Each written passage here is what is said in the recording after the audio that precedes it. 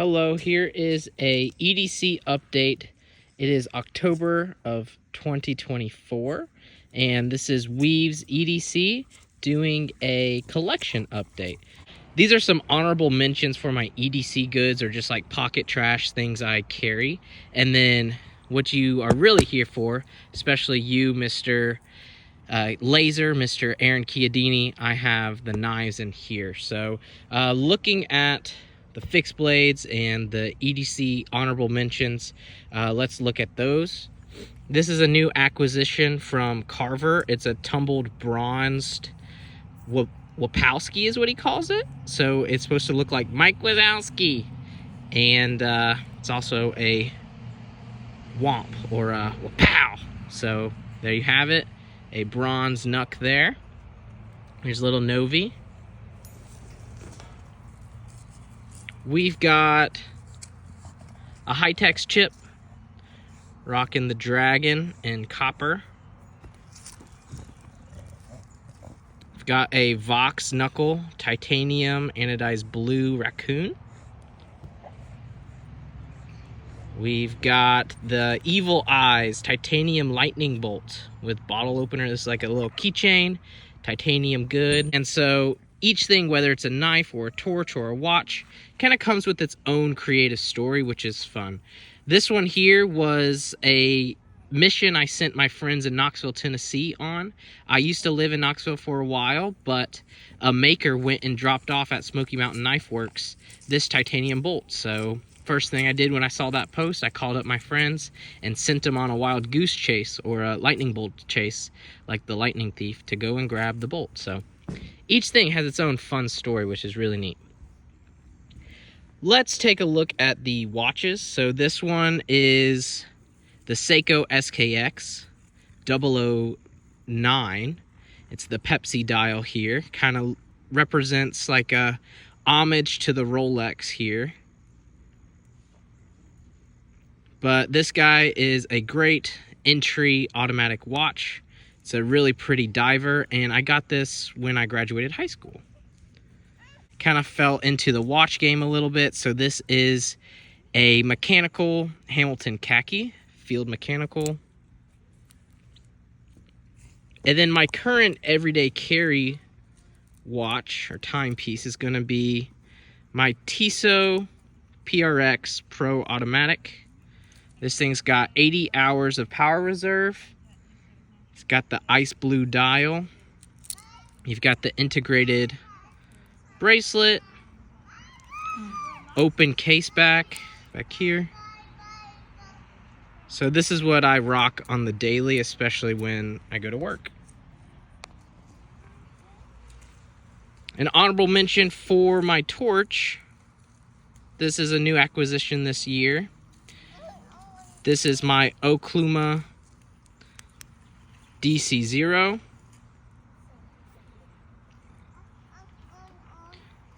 Good and clicky toggle there.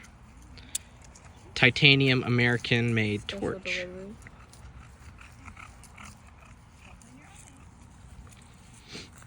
I recently got into EDC fixed blades as well.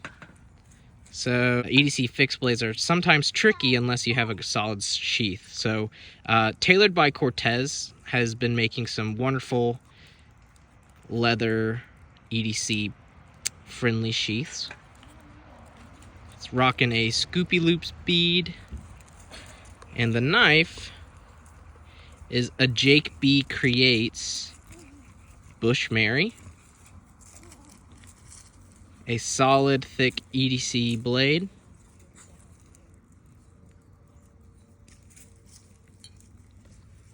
We also have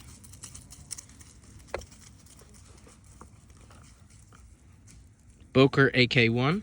I can't remember the name of this sheath, but there's your sheath in black leather.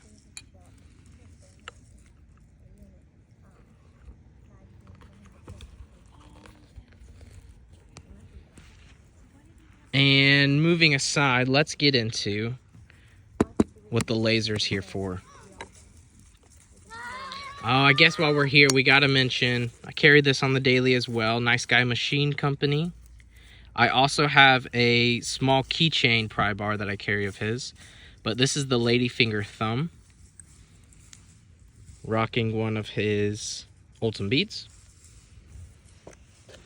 And honorable mention knife-wise, let's get into our knives. We've got the Baby Banter. This knife actually is not mine. This is my wife Drew's. The laser and I went to Blade Show 2022, and this is actually the only keeper knife. This is the only knife that we still have in the collections. We both got some great knives at the show, but as things go, they come and leave the collection. So this is actually the only Blade Show knife we have, and it's not even mine. But that's a great little blade there. Also representing Ben, we have the Lander. And for knives, I'm going to kind of go from my preferences. Let's go like least to greatest, and these are things that like I really enjoyed the most of the later ones, saving the best for last. My real preferences up at the top, and it's not necessarily equated on value or on price, but it's on what I carry and what I really enjoy. So this is kind of my quick ranking without getting too specific on them. Another Ben Peterson. We've got the first one he released, the Banter, with the Space Kitty scales.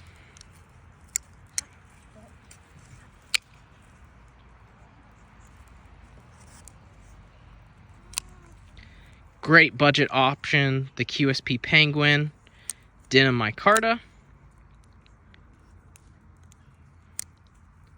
I would actually rank this one below these guys, but just how I grabbed him out of the box, I left him down below. But yeah, so this is a great budget option. D2 blade steel.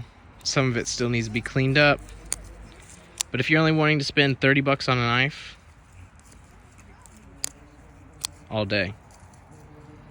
So yeah, I would rank him down here, then it would go here and here.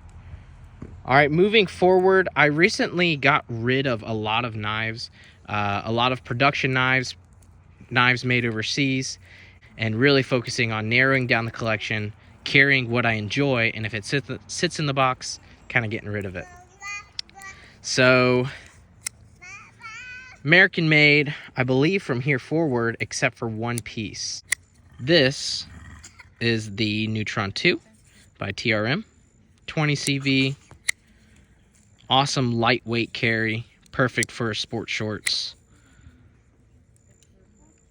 An EDC goal or an EDC move I might move forward with wanting to go next is getting some micarta scales for this. I really enjoy the lightweight version of this. I had the milled titanium, but it was a bit too heavy for me with this light knife.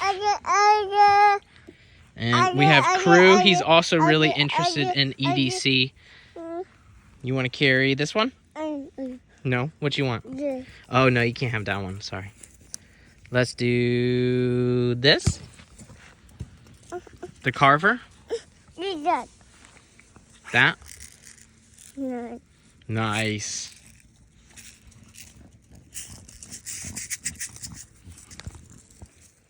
So, moving forward. Protect Malibu. Aluminum scales here. I typically prefer either micarta or titanium, but this aluminum is nice because it's lightweight. It's still milled, which is really nice. And it is my only button lock. I really enjoy this piece here.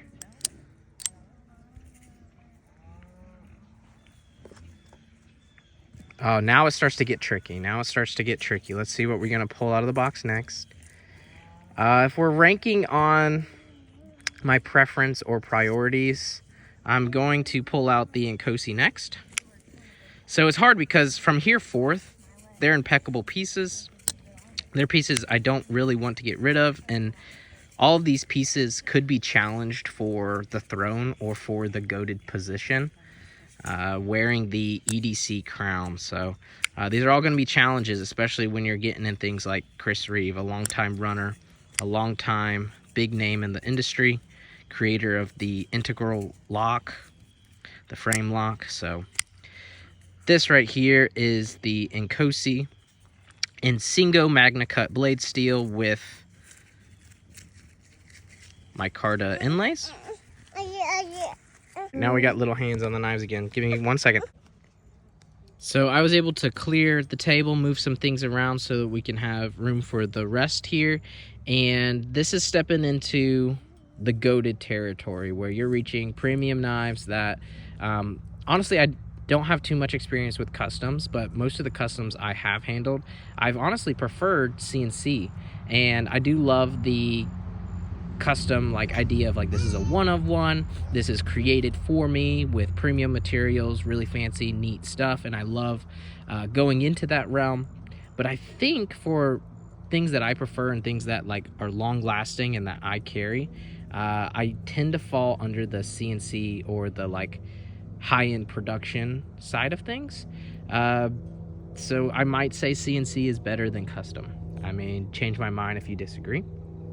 But moving forward, let's look at some of my priority knives that I really enjoy in my collection. We have the Shirogorov F95T. Some really cool milling on this guy. M390 blade steel. And challengeably the greatest flipper knife on the market. You also have Holt Blade Works up there with that, so I teeter-totter back and forth. I used to have a Holt Morpheus, but I sold that so that I could acquire this, and we'll see if this stays in the collection, or I might fall back on a Holt. We'll see. We also have an Arius. I love Koenig. I love the company. This is one that I acquired from the Maker Syndicate in 2023. This is the Mini. I would love to get a large back into the collection one day, but that's a future move. Mini Arius. Now, this is my all-time keeper. This was a engagement present from my wife. Chris Reeve Sabinza 21. With snake wood inlay and raindrop Damascus. So this one is an all-time keeper, but it is not what I have on the throne. It's not what I have goated. Right now, it's a challenge between two knives. So first runner-up, we're going to go with the SBK Lamia. This is the version 4. With contour scales, Elmax blade steel, great action, very practical, strong EDC blade. But for the throne, I'm going to continue to put up the Oz Roosevelt. This is one that my buddy Aaron won a lotto for. He already had his Oz, and so he sold me this one for table.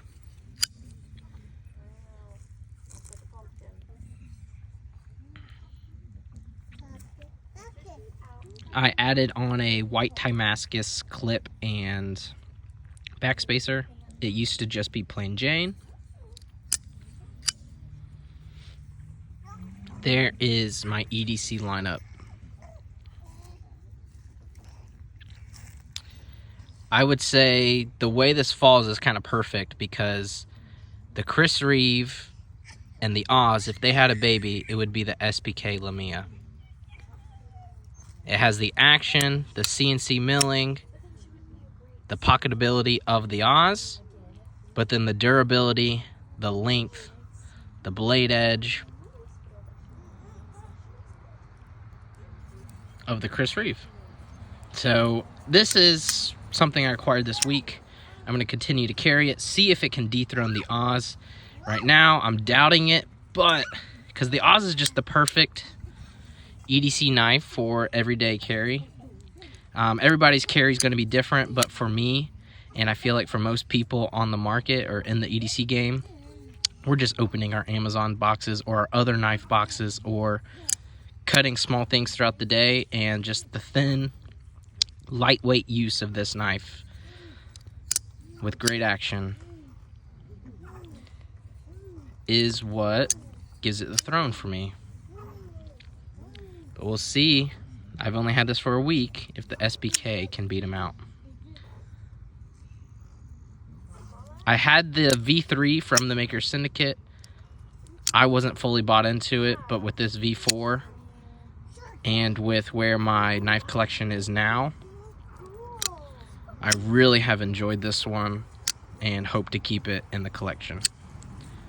So we'll see how things move forward and how things change. Have a great one. Weaves EDC checking in with the laser.